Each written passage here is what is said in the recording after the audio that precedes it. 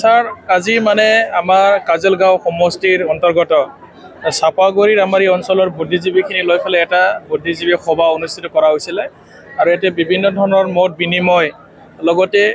BTC চুক্তি আর BTR চুক্তির পার্থক্যর কথা পাওয়ার এন্ড ফাংশনের কথা আমি রাইজক কৈছো আর রাইজে আজি বুঝি পাইছে পরিবর্তনের নামত আমার যিমানখিনি ক্ষমতা আছিলে বিটিসি চুক্তির দ্বারা আমি যিমানখিনি ক্ষমতা পাইছিলো থার্ড গ্রেড ফোর্থ গ্ৰেডৰ চাকৰি দিব পৰা ডেভেলপমেন্টৰ কাম কাজ বিভিন্ন কথাবিলাক আমি আজি ৰাইজক জনাই দিছো তো ৰাইজে আজি বুজি উঠিছে আৰু পুনৰ মানে বিপিএফ ক্ষমতা ৰাখাটো সকলোৱে বিচাৰে বুদ্ধিজীৱী সকলো বিচাৰে আমাৰ সাধাৰণ আমাৰ বিটিসিৰ নাগৰিক সকলো বিচাৰে কাৰণ পৰিৱৰ্তনৰ নামৰ আমাৰ ৰাইজে একো পোৱা নাই পৰিৱৰ্তন আজি ফ্লপ শো হৈ গল সুইজাৰল্যান্ড বনোৱা নহল ৭৫,০০০ দিয়া নহল খেতিয়ক ৰাইজক একো দিয়া নহল ছাত্ৰ ছাত্ৰীক একো দিয়া নহল ঘৰে ঘৰে চাকৰি দিয়া নহল ডেভেলপমেন্টৰ কাম কাজ আজি জিৰো হৈ গল চাপাগুড়ি ইয়াতে তেওঁলোকে north eastern regional institute of medical science বনোৱাৰ কথা আছিল চিৰাং জিলাতে এইবিলাকো নহল আৰু বিভিন্ন অনুষ্ঠান প্ৰতিষ্ঠান গড় দিয়াৰ ক্ষেত্ৰত ইউপিপিএল দলে আজি সম্পূৰ্ণভাৱে ব্যৰ্থ হোৱাৰ কাৰণে আজি ৰাইজে পুনৰ মানে বিপিএফৰ চৰকাৰ বিচাৰিছে হাগ্ৰামা মহিলাৰী ছাৰৰ নেতৃত্বত পুনৰ মানে বিটিসিখন মানে চলাটো সকলোৱে বিচাৰে আজি আপোনালোকে শুনিছে আজি সুবাইজাৰত হেলিকপ্টাৰ লৈ ফালে আমাৰ অসমৰ মন্ত্ৰী ইউজি ব্ৰহ্ম ডাঙৰীয়া নিৰ্বাচনী প্ৰচাৰত মানে নামিছিল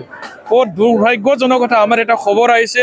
হেলিকপ্টাৰ চাবলৈ 200 জন মানুহ নাই আৰু ইউজি ব্ৰহ্ম ডাঙৰীয়া বোলে 2 ঘণ্টা বহি ৰাইজক ঘৰত মাটি 100-150 জন মানুহ মাটি আনি মানে মিটিং কৰিবলগীয়া তেনেকা অৱস্থা আজি ৰাইজে ইউপিপিএল দলক বিশ্বাস নকৰে গ্ৰহণ নকৰে আৰু ইউপিপিএল মানে ঠক বাস কৰা এটা পাৰ্টি ৰাইজক প্ৰত্যাৰণা কৰা এটা পাৰ্টি বুলি আজি তাৰিখত মানে ধৰি লৈছে সো ইয়াৰ কাৰণে ইউপিপিএল দলক কোনে মানে ভাল নাপায় ৰাইজে সমৰ্থন নকৰে যিমানখিনি হেলিকপ্টাৰ নানক কিয় বা ডাঙৰ জেট ফাইটাৰ লৈ আহক না তথাপি হেলিকপ্টাৰ চাবখিনিও মানুহ নাহে নিৰ্বাচনী প্ৰচাৰ সভাটো ৰাইজে অংশগ্ৰহণ নকৰে হেলিকপ্টাৰ চাবলৈ মানুহ নাই আজি এনেকা অৱস্থাত ইউপিপিএলে নিৰ্বাচনী প্ৰচাৰ চলাই আছে সো হিটো যদি চাই তেওঁলোকে 40টা সমষ্টিৰ ভিতৰত 2-3টা এমচিএল জিকিব না নাই এই কথাবিলাক আমি মানে সন্দেহ হৈছো আৰু ইউপিপিএলে তো আজি চৰকাৰ গঠন কৰাটো দূৰৰে কথা মানে সপোনৰ মানে কথা তেওঁলোকে আজি তাৰিখত মানে বাস্তৱত 2-3 জন এমচিএল জিকিব পৰা এটা পৰিবেশ আমি দেখা নাই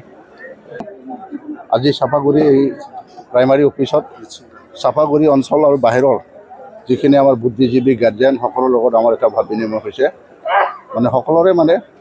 একে কথা যে মানে বিশেষকৈ ভোট দিব লাগে খুব ভাল হৈছে আৰু অকল এইটো নহয়